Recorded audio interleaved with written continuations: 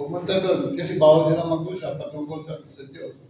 So ginawa niya, nung Christian prisoner na to, pumunta siya sa harap at kinuha yung shovel, yung pala, at itinawig sa lupa yung cross.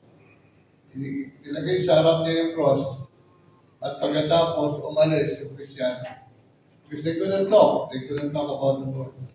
So, nung nakita nitong prisoner na to, ang pangalan niya si Alexander, nakita niya yung ginawa ng isang prisoner na nilagyan niya ng cross harap.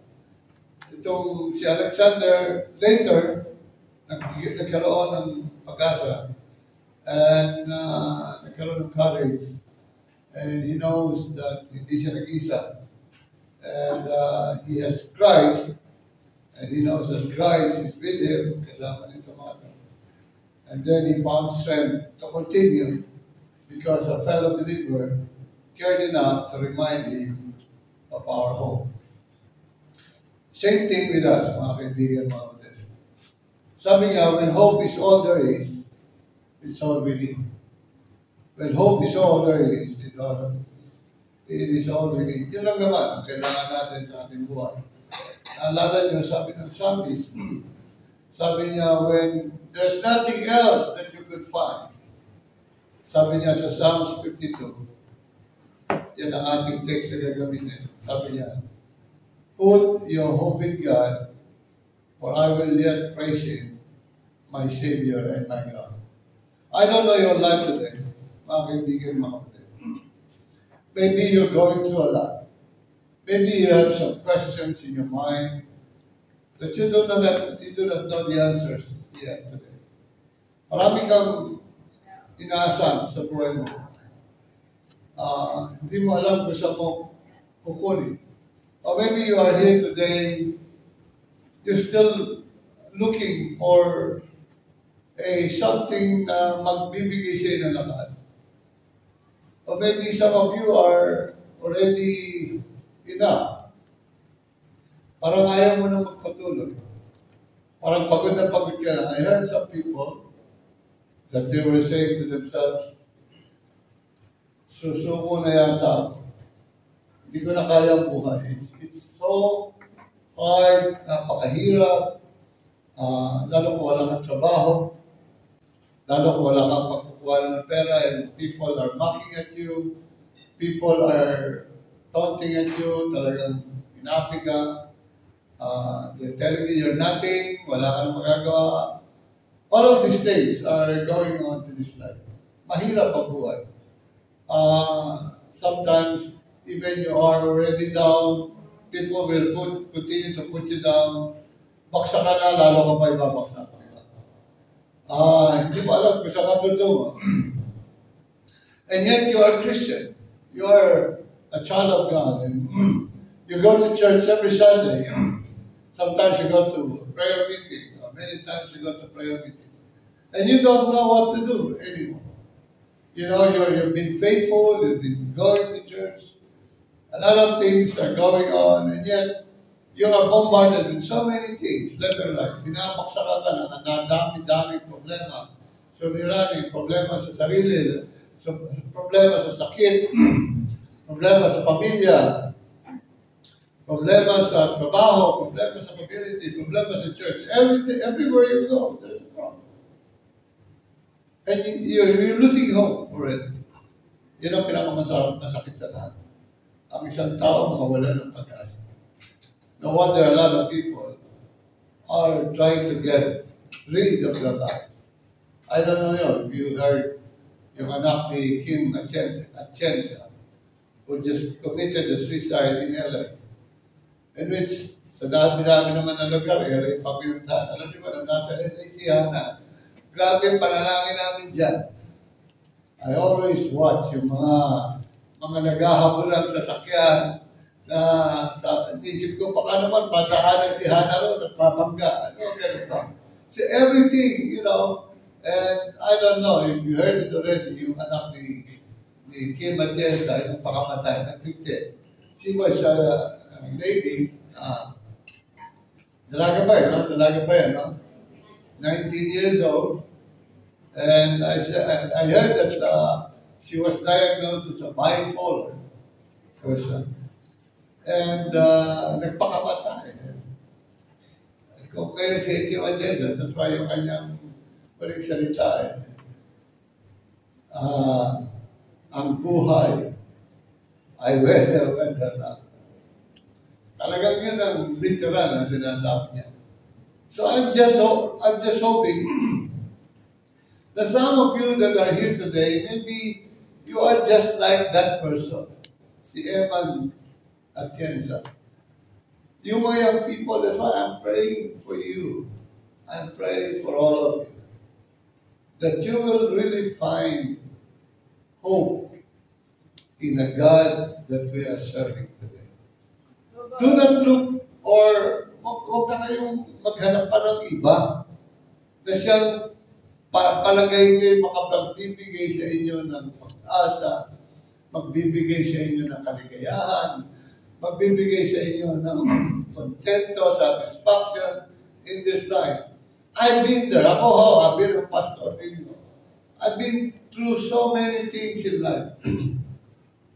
During my younger years, during my single years and married life, and all of these things, I've been there. I know what's going on. Kaya kayo mga young people, do not find anywhere else kung saan nyo makikita ang tunay na pagmamahal, tunay na kaligayahan, tunay na kasiyahan, tunay na satisfaction in this life. You cannot find it anywhere else. Even in your career, even what you think the best in life will help you. Trabaho. Do not love more than God. Do not put all your effort in other things rather than God. Because I am just telling you today, all of this will come to an end. And at the day that the end will come, you will realize that the ultimate thing that you need is God. Kaya nga hope in God ang ating thing. It's because I don't want you to hope in anything else. Not even in money, not even in career, not even in any positions in life. I want you to know that you cannot enjoy it except God. Kaya po this morning, to end this series, I would like to give you some thoughts about Psalms 42, in which I do not know what's going on in his life or in the life of the writer of this Psalm 42. Si Michael, the son of Korah, because it feels like he was downhearted in life. Kung titignan nyo, huwag na natin basahin, it's too long. From the whole chapter 42 of Psalms, basahin nyo natin. Sabi niya doon, beginning lang, mabasahin ko lang, as the heart or the deer panted after the water brooks, so panted my soul after thee, O God. Sabi niya, my soul thirsted for God, for the living God. When shall I come and appear before God? My tears have been my meat day and night, while they continually say unto me, where is your God? I mean, yung sinabi ng psalmist na ito, he's going through a lot, tapos imamak ka pa ng mga tao, nasa talaga ang Diyos mo? And you know that ang lolo ni Eman Atienza ay missionary. You know that. He's a Christian. At kung titignan niyo mga kaibigan, mga kapatid, even though you're a Christian, you are not exempted sa taunting ng mga tao, yung pagkukutya ng mga tao. And many of you also will be thinking the same thing. Bakit yung mga hindi mananampalataya mas pinagpa-prosper kaysa sa amin? Have you thought about that? Bakit sila mas maraming pera, pero kami wala? Kami mga mananampalataya na sinasabi namin ng Diyos namin ay have you thought about that? I was thinking so many times that I have a godly jealousy sometimes. When I saw some people are dami-daming pera, dami-daming ari-arian, tapos tayo, para lang mabayaran to church natin, took us 10 years. Tama ba? Sure. 10 years yata, ulog-ulog, patay Bombay. So it's really hard. So as you look at this, basahin niyo. Yung Psalms 42 yan, hindi kayo nag-iisa na kayo ay binabanatan, kayo ay inapi, kayo ay binubuli, kayo ay parang walang Diyos. Sabi ng mga tao, wala saan ang Diyos niyo? Di ba? So let us look some thoughts here. First of all, gusto kong tingnan natin. Number one, analyze our hearts of God. How many of you here are continuously doubting of God? Yung bang duda ka pa rin na Diyos ba ay buhay? Yung author na to, ng Psalms 42, hindi ko alam kung ano circumstance niya bakit niya sinasabi ito. Pero I am just certain na siya'y dumadaan sa cruelty, yung persistent enemy. Siguro, he was taunted by so many religious cults around him. And pinabibigat lalo yung puso niya. The psalmist has a heavy heart, just like some of us here today. Because maybe of your conditions today, nagdududa ka talaga. Ano ba talaga yung kinalalagyan ko? Tama ba ako dito? Tama ba yung inalisan kong religion? Ako, I came from a Catholic religion. Tama ba na umalis ako sa Catholic religion, pumunta ako dito sa born again? At naging Baptist. Sometimes you have a heart of doubt. Am I correct? Am I true? Tama, di ba? Nagdududa ka, tama ba no? Akala ko, pag lumipat ako sa born again, perfecto na yung religion na ito. Dito na ang maganda. Yung pala, hindi. Minsan, masarap pa, buti pa sa Katoliko, walang pakialam yung mga tao. Tama ba? Punta ka, pasok ka sa church, labas ka. Sa pa rin ito, ganun-ganun ka. Tapos uwi, nothing happens. Pero dito sa pagiging born again, sa Baptist o sa anumang church, chichismisan ka pa. Kabi-kabila, chismisan pa. Di ba? You're hurting already, i-hurt ka pa. Ano lang tayo? Sabi nyo, ano lang tayo? Sa katotohanan lang, sa totoo lang. Kaya maraming mga tao ayaw bumalik sa born again Christian because we are so much close to each other na pati yung buhay-buhay natin na pag-uusapan, nakala nagchichismisan tayo. While in other religion that you came from, labas-pasok ka lang ng church, tama? Labas-pasok ka lang church, nobody knows. Walang pakialam yung mga tao. Di ba? Pumunta ka o hindi, walang pakialam yun. Basta ikaw mag-abuloy. At kung nagkasala ka, magbangkit ka ng 10 Aba, Maria, napupuno ka ng disgrasya. Basta magbayad ka lang. Bayad ka dito, bayad ka. Namatay ka, bayad ka rito. Gusto mo pumunta sa langit, nasa purgatorio pa, bayad. Dagdagan mo para mas malapit na. Malapit na siya, bayad, papag-pray natin. Bakit dito? That's what you want. People like that, they what? They don't want to bother about their lives. Kaya ang dami nangyayari. Kaya you're doubting. Analyze our hearts. And these psalmists here, the same. Alam niya tama siya, alam niya Diyos yung nabuhay yung kanyang pinaglilingkuran. But the problem is, bigat-bigat ng puso niya, he has a heavy heart. And he was doubting if God that he is serving now is really a true God. Same thing with you. Before I became a Christian, I saw a lot of things. nag-aaway yung pastor, yung deacons, nagsasagutan.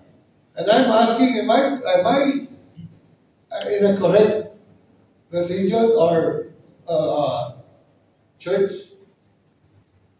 But you know, when I pray hard, I said, wala namang pagkakaiba. Pareho din sa lang pumunta. Basta ako nalang nandito sa tamang pananampalataya. Then I became a pastor. See, this psalmist here has two doubtful, distinct ways. Number one, he was doubtful of God. He was doubtful. Sabi niya dito, verse 1, as the deer panted for streams of water, so panted my soul for thee, O God.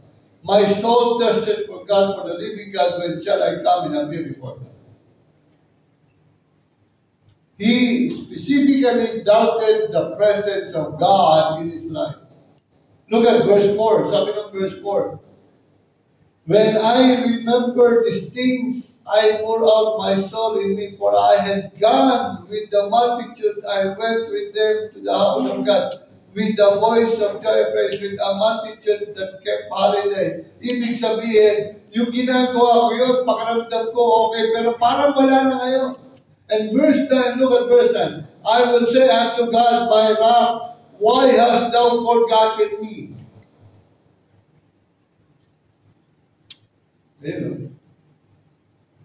Why I go mourning? Because of the oppression of theirs. Di ba? Lungkot na lungkot itong psalmist na ito. Even when he go to worship the Lord, parang hindi na siya masaya.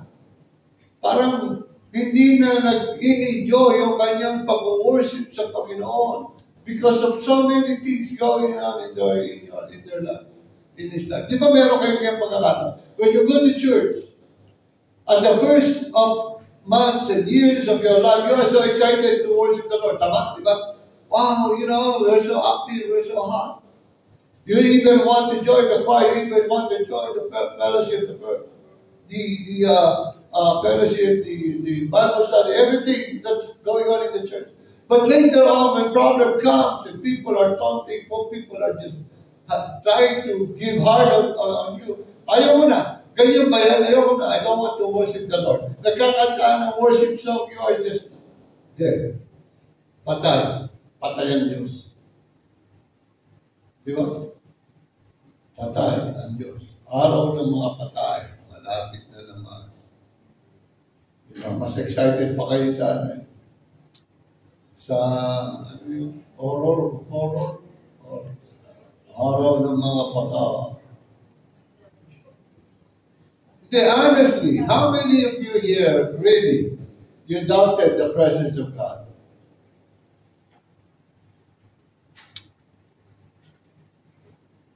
Ilan sa inyo rito, you are also looking forward. You are longing for God in your life.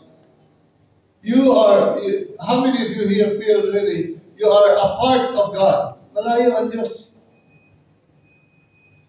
Many times He doesn't answer our prayers, our questions.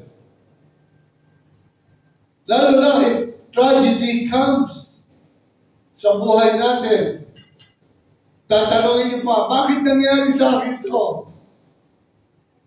Bakit ako ganito? Bakit nangyari ito? Bakit ako pinabayaan?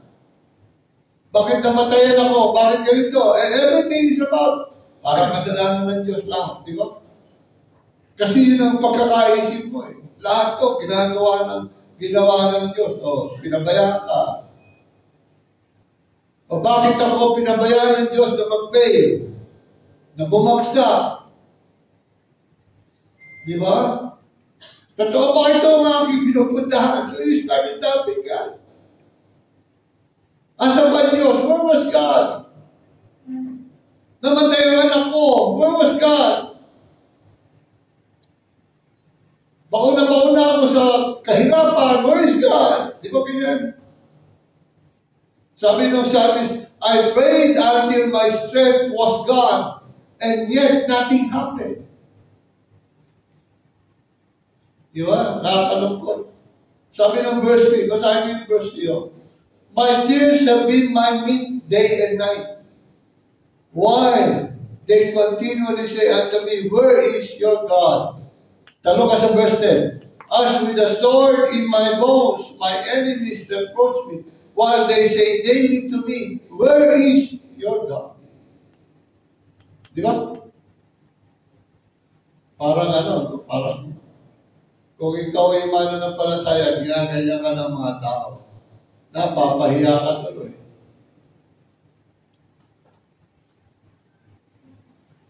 It is one thing to feel that God is absent, but it's even worse to know that your enemy will taunt you and say, nasaan ang Diyos mo? Bigat doon. Now listen to me. Your non-believers, non-Christian friends, or people around you are watching you. And they're just waiting an opportunity for you to fall. And they will come and say, see, your God doesn't care. They are just waiting for us to fail. And you feel like, hindi na malayo yun, parang babaksak na ako. And you will feel like you are losing your credibility as a Christian. Maraming ganyan. They were watching, they are looking at you, they are trying, and they're waiting na mag-fail ka para masabi nila, see, you are wrong. Hindi lang you are doubting God, but you are also doubting yourself already. Di ba? Sabi ng verse, my tears have been my meat day and night. And then in verse 7, sabi niya, deep calling unto deep at the noise of thy waterspout, all thy waves and thy billows are gone over me. Yung stability ng kanyang kaluluwa, talagang pinagdududahan niya na rin. He was completely demoralized by all these trials na dinadaanan niya. Di ba kayo, pag dumaan tayo sa mga trials, parang demoralized na tayo, wala tayong pag-asa. He was trying to ride in the waves of the storm. And he was even, overwhelmed. At pakiramdam niya, this is it. Tapos na. My energy are losing. Wala na akong lakas. Pabayaan ko ng Panginoon. Pabayaan ko ng buhay ko. Wala naman ng Panginoon. His energy was depleted. Mahina na, nahihirapan na siya. Katulad ng kwento ko kanina ng isang Soviet prisoner. His soul is heavy. His heart is heavy. His soul is burdened. He was so thirsty, longing for God. Diba ang sarap pag napakiramdaman mo yan? Sabi nga ng verse 5, sa verse 5, why art thou cast down, O my soul? And why art thou disquieted in me? Kaya nga hope thou in God. Verse 11, taro nga, pareho nito, why art thou cast down, O my soul, and why art thou disquieted in me? Grabe, pag inulit-ulit ang verse, at inulit-ulit ang salita, ibig sabihin, bugbog na yun. Ibig sabihin, grabe na, babaksak na yan sa kanya. Di ba?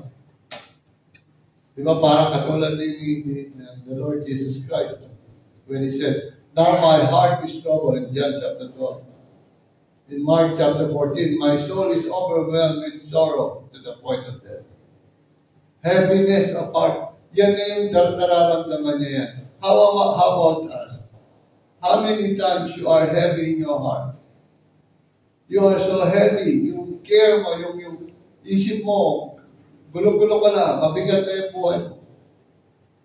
We've been demoralized by so many trials in life. Di ba? Yung nawala ng trabaho, tatay mo, nagkasakit ang nanay mo, or nagkaroon ng cancer, or nagkaroon ng mabigat na illnesses, yung mga anak nagre-rebelde pa, ano pa, iniwan ng asawa, ano ba, yung abusive teachers, ano ba, ang daming experience, no? I don't know what triggers Eman and Chesa to commit suicide. But one thing for sure, nawala na siya ng pag-asa. Her hope is God. Para magpakamatay ang isang tao na puputol na ang kanyang pag-asa, wala na siyang mahawakang pag-asa. Many of us are weary. Many of us doubtful. Many of us are despair. Many of us feeling mo hindi ka na makasurvive sa journey na ito ng buhay. So maybe you need to change your perspective. Kaya nga, itinuturo natin ito, hope in God. Do not look at our circumstances or do not look around us. Just look unto God, the author and the finisher of our faith. Sabi nung Psalms, yung ating binamasa, tingnan nyo, hope in God. Put your hope in God. For I will yet praise Him, my Savior and my God. Oh, I yet praise Him. Verse 11. Di ba? Kaya nga sabi sa verse 11, therefore I will remember thee. Verse 6. Therefore I will remember thee from the land of Jordan and of the Hermonites from the hill of Mizar. Doubtful. Doubtful. Yan ang pinaka-masakit na mangyari. Mag-doubt ka sa Diyos, mag-doubt ka sa sarili mo, mag-doubt ka sa ginagawa mo ngayon. Kung ikaw ay tama sa pananampalataya. Pangalawa. Number 2, what you to remember. Keep in remembering God's promises. Keep in remembering God's promise. Tandaan nila lang kung anong ginawa ng Diyos sa inyo. Now, number 1, from the time that you become a Christian, when was that? A year ago? A month ago? 2 years ago? 3 years ago? 5 years ago? Bakit kailangan mong alalahanin yan? Because God is faithful to His promises. Amen? Pag ako nangako sa inyo, baka sabi ko nga lagi ito, baka mapahiya pa kayo. Pero pag nangako ang Diyos, hindi ka mapapahiya. Ang ibig sabihin ng promise, mga kaibigan, mga kapatid, is yung sinabi na ipinangako na ginagawa niya and He will do something about it. Just remember what God has promised sa inyo. Bakit? Panghahawakan mo ito. Because sabi na Hebrews chapter 6 verse 18. Hebrews 6:18. Ano sabi doon? It is impossible for God to lie. Di ba? Amen, Siri. Amen. It is impossible for God to lie. Ano? Hebrews. I-underline niya. I-highlight niya. Memorize niya. Pag nagkakaproblema ka, you always come to it and remember what God has promised to you. At He will not leave you nor forsake you because He will fulfill what He promised. Sabi na Hebrews 10:23, let us hold fast the profession of our faith without wavering, for He is faithful that promise. Pakita mo yan. Hebrews 10:23. Nangako eh. Eh, may lokohan kami magkakaibigan, sabi niya. Eh, nangako na nga ako sa iyo eh, tutuparin ko pa. Tao yan, tao. Nangako na nga ako, tutuparin ko pa. Pero ang Diyos, pag nagkangako, sigurado tutuparin niya yun ang pangako niya. For He is faithful that promise. Sabi niya sa verse, look at verse 8. Ito yung sabi ng psalmist. Yet the Lord will command His loving kindness in the daytime, and in the night His song shall be with me, and my prayer unto the God of my life. What God promised, He will do. Amen? What God promised, He will be. Where God promised, He will be. God told to Moses, I am. Sabi ng Panginoon. And He was teaching Moses na pag tinawag kita, hindi kita papabayaan. Where will you be, I will be there. Kung ano man sitwasyon ka, I will be there. He will be always with you. His presence will be with these people. Diba? Sabi ng verse 9, I will say unto God, my rock. Diba? Si David, his protection is God. That is his king. Yan yung kanyang kuweba. Safety. He is the rock of his life. And David was so secure. Kung titignan niyo mga kaibigan, mga kapatid, from Genesis to Revelation, all the promises of God, sinabi niya sa mga anak niya, sa mga tao, for all the people everywhere, sabi niya, hindi ko kayo pababayaan, sabi niya ganyan. Pag yung aking riches, I'll give it to you by grace. You could have it. Sabi niya doon sa mga anak niya, sa mga Israelita, I will, aalisin ko kayo sa Egypto, dadalhin ko kayo sa promised land. Don't worry, as you travel, pag mainit, lalagyan ko ng ulam. Pagka may ulan, meron kang shield. Pagka malamig, bigyan kita ng heater. Everything is a promise of God. Sabi ng Panginoon kay Moses, I will be with you. For 40 years na ginawa ng Diyos. Na pag-ikot-ikot ng mga Israelites through the Red Sea. Hanggang sa Red Sea, hanggang makatawid sila sa Red Sea. Sabi niya, I will lead by a pillar of smoke by day and pillar of fire by night. And I will feed you daily with manna from heaven. Napakako. Ilan ba sa inyo rito ang ginutom ni Lord?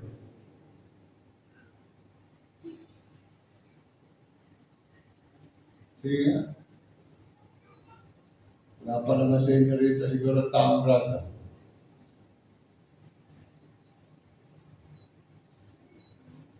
Sabi niya doon sa, naalala niyo yung tatlong magkakaibigan na Hebrew.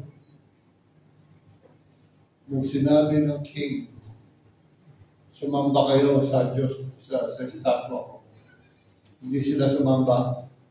Anong ginawa ng mga pinautos sa kanila?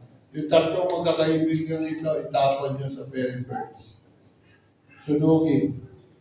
Iluto nyo, gawin yung pizza pie. Gawin nyo,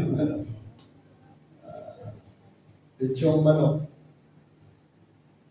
What happened? Nagtas na ng Panginoon. Diba? All of these people, Daniel was saved from the dens, the lion's den. Diba? Si David, when he was mocked, and all the Israel was mocked by giant Goliath. So isang isang bato, patay. Sabi nga ng 2 Corinthians 1:20, for no matter how many promises God has made, they are yes in Christ. Amen? All the promises of God find their yes in Jesus. So, stay hopeful. Hope in God is with you. He will not leave you. It's guaranteed. Jesus will be there. And He is saying, pledge heaven, I will be with you. Kaya po, ano man nangyayari sa buhay niyo, just keep the promises of God. Pangatlo, know what the present holds. Naalala niyo kantang His eyes, or His eyes on the sparrow. Sabi doon, why should I be discouraged? Kakantay ko sa amin. Kaya lang ayaw ng anak ko. Siya na lang daw ang kakay. Why should the shadows come? I sing because I'm happy. Kahit ang dami natin problema. I sing because I pray. For his eyes is on the sparrow. And I know, ano siya? He watches me. Kung siya nakatingin sa sparrow, sa mga ibon, nakatingin siya sa mga bagay na narito ngayon, how much more you, the child of God? So why should be discouraged? Sabi doon, Jesus is always present, binding up the broken-hearted and lifting up the fallen, giving us joy instead of mourning, giving us a garment of praise instead of spirit of happiness. Is giving us grace instead of guilt. Is offering life instead of death. For those who feel doubt, Jesus is the firm foundation. For those who feel insecure, Jesus is the rock. For those who are lost, Jesus is the good shepherd who seeks until he finds. For those who are overwhelmed by darkness, Jesus is the light of the world. For those who are hopeless, Jesus is the anchor that holds. And for those who are abandoned, Jesus is always an abiding presence. Sabi ni Paul, for I am convinced that neither death nor life, nor principalities nor powers, nor things present nor things to come, nor height nor depth, nor anything else in all creation will be able to separate us from the love of God, the Lord Jesus Christ. Know what the present holds. Today, you are not alone. God is with you. Huwag kang mawawala ng pag-asa. Kayo mga young people, don't lose hope. Ano mang bagay na nangyayari sa inyo, just give it to God.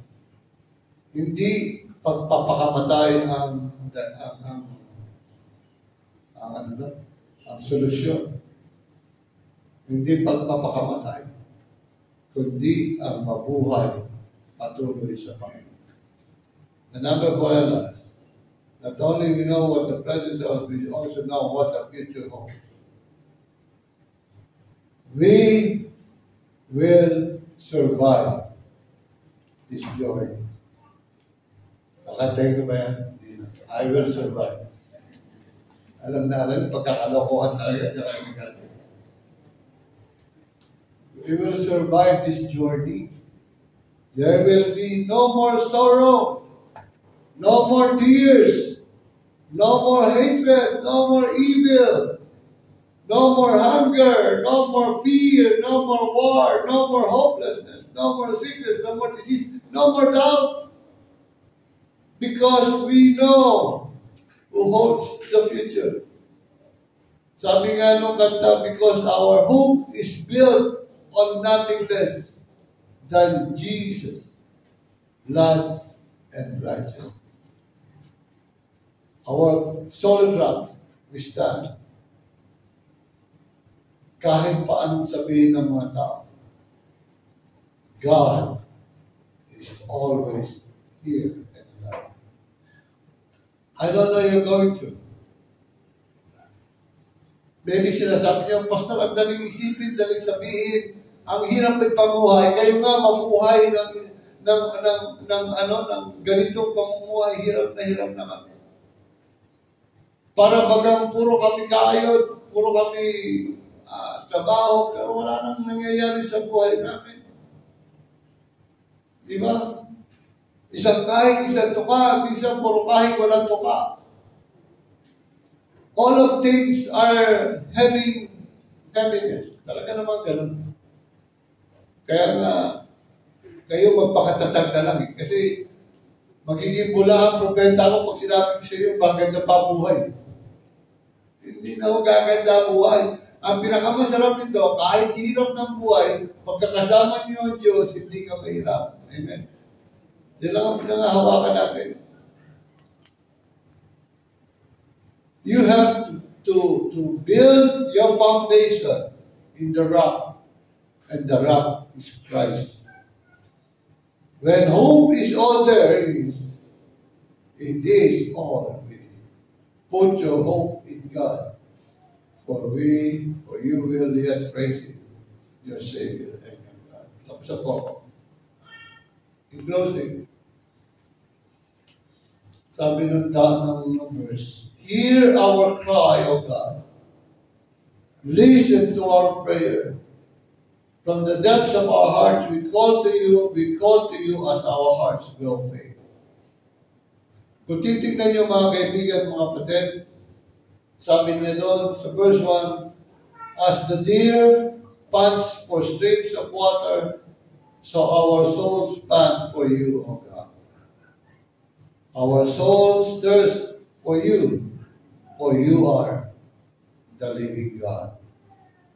Let's put our hope in God, and we will praise Him, our Savior, our God, the Lord Jesus Christ, our God. Tapos na po ako. Isa lang ang iiwan ko sa inyo. Lahat ng bagay na nakikita nyo ngayon, maglalaho. Everything will be gone. You lose your money, you lose position, you lose everything that you have. But even though you have so much things, para kang isang tupa o deer na naghahanap ng tubig lagi sapagkat lagi kang nauuhaw. Sabi ng Psalms, ganyan ang pakiramdam ko. Kabi-kabila ang problema ko, hindi ko alam kung saan ako pupunta. But I find something that only Him can satisfy. Coming to God, whatever people will say, I will always praise the living God. I don't know your life today. Kung naubusan ka na ng pag-asa, maniwala ka sa akin. Pagtiwala mo lang lahat sa Diyos yan, you will always pray. Tumayo tayo lahat. Ang tagal-tagal mo nang pinapanalangin, hindi pa rin sinasagot ng Diyos. No? Maybe sakit. Maybe the dream that you have. I don't know. Maybe you're bullied. Maybe you are put down by your loved ones. Or people. Masyado kang binabaksak. Sinasabi mo sa sarili mo, para kang, ako na gagawa ng sarili ko, wala nang Diyos. Don't do that. Don't ever think about that. Because you cannot do without God. Tandaan mo yan. Wala kang magagawa kung walang Diyos. Just put your trust in God. Put everything on Him. Every details of what you are asking now, give it to God. Don't look at other things. Just look at God. Because at the end of the day, tandaan nyo ito, lahat naman tayo mamamatay. Lahat tayo will end up our lives in this world. And then every one of us will come to God and make a judgment. Pero ang tanong, habang naghihintay ka ng judgment, ano gagawin mo? Ade, magtiwala ka na lang sa Diyos at napasas mo. Huwag kang bibitaw sa Diyos. Katulad ng kwento ko isang Soviet, ng isang Soviet prisoner. Always reminded that the cross in front of you will always be there to save you and to help you and to give you whatever you want, whatever you need. Subukan mo. Wala ka nang iba titignan, kundi ang Diyos na lang. Why don't you come and let's pray together.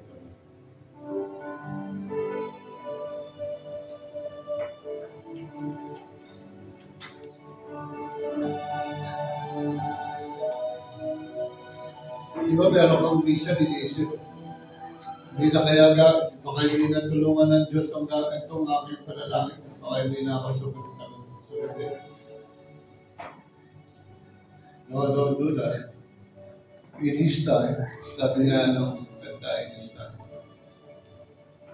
In His time, He will come. Whatever you're asking, whatever you're praying, in His time, God will give it to you. I know there are mistakes that you make. Wala naman tayong problema na everybody make mistakes. Pero sabi ng Panginoon, anak, just come back. Lagi, balik mo ako. Balik ka lagi sa akin. Don't lose heart. Don't lose hope. I will always be here.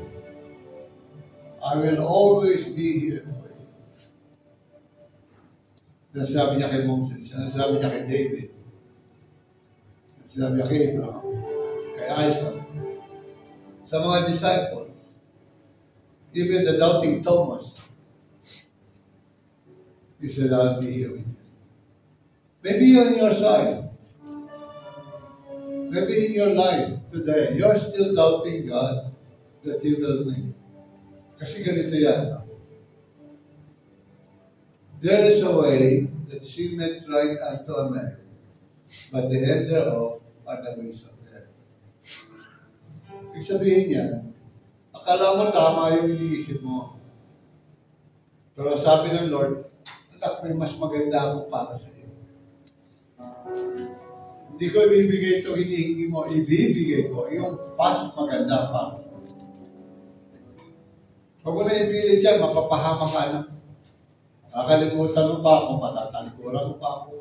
Pero ito ibibigay ko sa iyo, mas better at mananatili ka pa sa akin. That's how God works. Ganyan siya tumabaho, ganyan siya gumawa.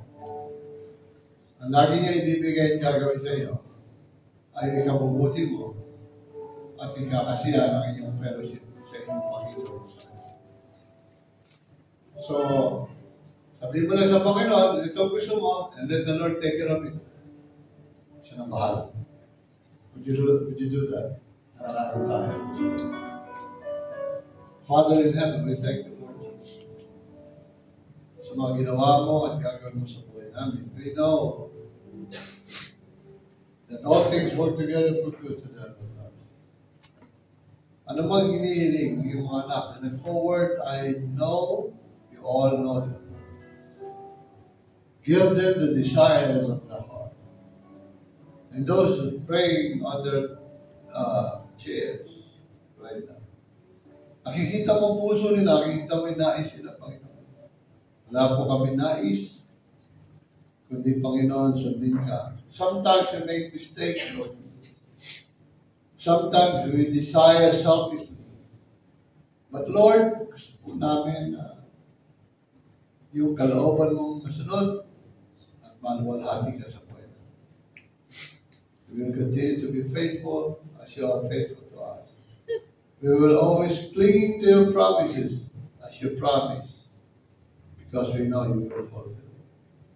Bless this church, bless every families that are represented here today.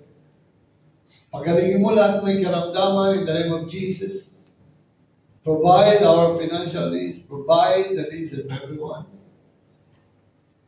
Palakasin mo relationship ng aming pamilya at patatagin mo ang bawat isa. At bless each one of us here today. At sa pagtatas mo ng kamay, naging mula ka mo ng alipinigawan po ang iyong malagambas. Ikaw ang patuloy na maluwalhati sa buhay namin, Panginoon. Ikaw ang bigay sa akin tuloy na kapayapaan, katuwaan, kasiyahan, kagalakan. At higit sa lahat yung puso ko, para matidala pinasya upang kami ng mga anak mo ay maging buhay na patutok sa sanlibutan na kami ay hindi mo pinababayaan. Samahan mo kami, Panginoon, hanggang makita ka natin. Sa kalaman ng anak at ng Espiritu Santo,